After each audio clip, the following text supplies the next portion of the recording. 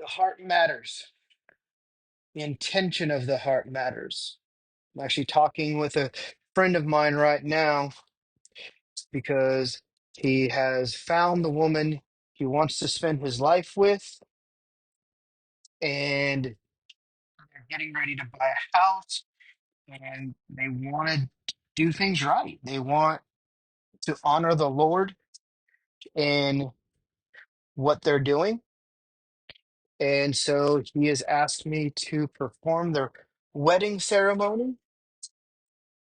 However, they got family in two different states, and so they're doing multiple uh, ceremonies. And they've asked me to perform the one here in Arizona, which I'm more than obliged to do. I have actually known this individual for quite some time and was there when he found out the hard way that what was going on with his previous wife. And so it's really happy to see him get all these things fully restored to his life.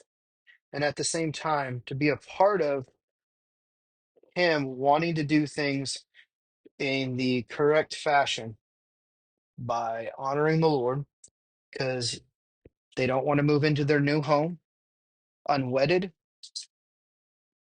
And ironically, things have just quickly escalated in the sense that where they thought that they were going to have plenty of time because of how it would all play out with the house availability and so on and so forth, just to find out that home is going to be ready for them to walk into much sooner.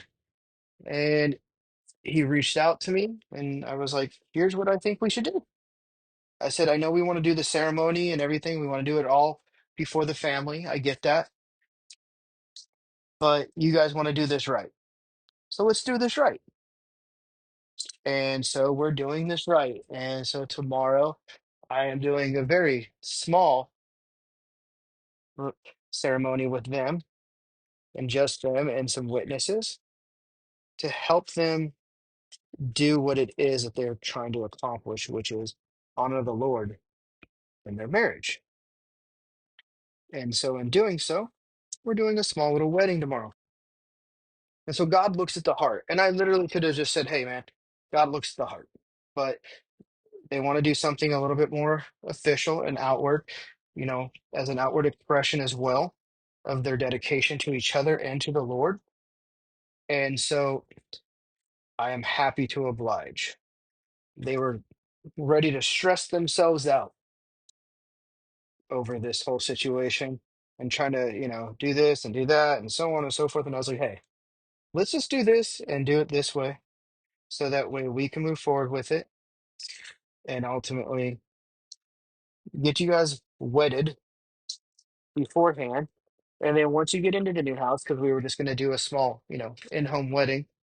Once you guys get into the new house, then we can do the whole other kit and caboodle and all that sort of fun stuff. They both like that idea, which I'm glad because that's the direction we're going. And from there, we'll just kind of figure it out and see what, you know, the Lord has in store for all of us in that. So I'm excited to be a part of that, but I thought it was just a beautiful thing because here we are talking about matters of the heart, and literally, this comes about. And so I like it when things kind of come and confirm what I feel like the Lord is already sharing with me. And then here we are. So I hope you guys are having a wonderful Thursday here. I'm on my lunch break with work, working from home today, and now planning a small ceremony for tomorrow for my friends. And I think that's just going to be a beautiful thing. God really does look at the heart of individuals, and I think it's beautiful because what they're trying to do, as I mentioned, is just honor God. And I think sometimes we overcomplicate honoring the Lord, and it can be really simple. It doesn't need to be overly complicated, and it's not. But we like to do things overly complicated because, well, we're humans, and that's what we do. We make, we make life complicated sometimes, and we don't necessarily need to. But that was one of the biggest issues that Jesus had with the religious leaders of his day, is that we overcomplicated the pathway to God. And Jesus was over here trying to simplify it, not just for, God's chosen, the Jews, but, you know, someone like me who would have been considered a Gentile, a true Gentile. Like, I don't have any, you know, you know, heritage in Judaism or anything at all. I'm more Eastern European. And so Jesus was trying to make the pathway to God even more simpler for me, just like he was with the Gentiles during his day. And even heard a little bit of an interesting teaching yesterday about how Jesus was attempting to do that even when coming into uh, the temple, because people were selling stuff, but they were selling it where the Gentiles would have been, not in the Holy of Holies. And so the biggest contention in that was like, hey, you guys are really kind of setting this up to look bad before the people who I'm trying to bring in. And well, we know we got that going on already as far as that. We got some issues that we probably need to resolve when it comes to stuff like that, but that's neither here or there. Let's talk about Jesus, right?